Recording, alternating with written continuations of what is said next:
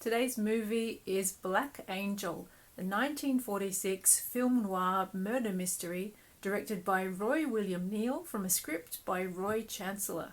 The film stars Dan Duryea, Vincent, Peter Lorre and Broderick Crawford. An alcoholic songwriter tries to help a woman prove that her husband is innocent of murdering his mistress, the songwriter's estranged wife. Black Angel is an interesting and unusual film noir with a killer twist. Although at times its pace seems a little bit leisurely, it is absolutely worth sticking with it. This film is not driven by frantic action, but it allows its characters time to develop and to develop relationships with each other. And this is actually the focus of the film rather than just being action. Dan Duryea gives a very sympathetic performance as the troubled piano player-songwriter tortured by alcoholism and trying to make a new start in life by helping out a woman in distress. Vincent's character I found really interesting in that she's a woman actively investigating the mystery in a film noir, not perhaps the more usual femme fatale type female character we might have come to expect from this genre. She walks a very fine line between her devotion to her unfaithful imprisoned husband and the feelings that she's developing towards the piano player Martin. Vincent does keep us guessing about where her character's loyalties ultimately might lie, but without ever seeming deceitful or two-faced about it. Although at times we have to wonder, is she perhaps using Martin, it is genuinely hard to tell, and this is part of the intrigue of the film. The film still delivers on the femme fatale front though, in the shape of the stunning beauty Constance Dowling as the murdered woman. Her characters just seemed so interesting that I really wanted to know more about her. She just seemed to have so much going on.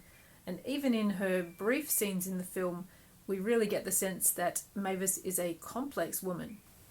Peter Lorre gives a subtle and low-key performance in this film and makes his shady nightclub owner seem quite sympathetic and charming. Special mention, though, must be made of Broderick Crawford's performance in this film. He's just so low-key and naturalistic in the way he plays the detective in this case.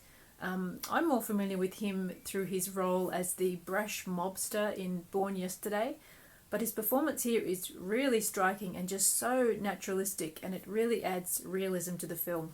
What also sets Black Angel apart, though, is its stunning opening shot. I don't think I've ever seen an opening shot like this in a film, and I'm guessing it was achieved with models or miniatures, something like that, but it is genuinely jaw-dropping.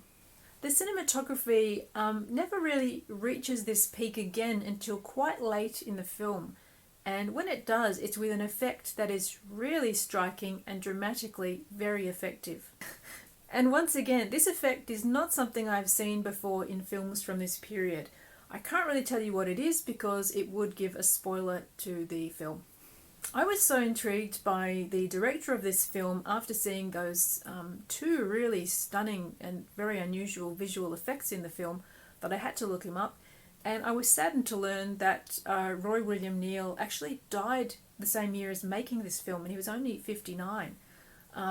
His most notable credits, apart from Black Angel, are that he directed many of the Basil Rathbone Sherlock Holmes films, and it did make me think, what great things could he have gone on to do if he had not died so young?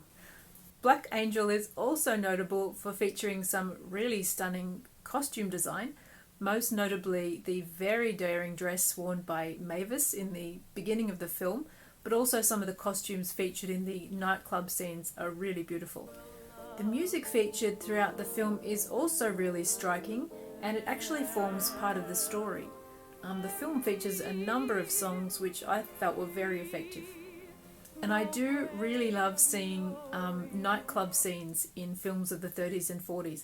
They just seem so glamorous and exciting. I don't know if any real nightclubs were ever like this, but I really do enjoy seeing them whenever they appear on screen.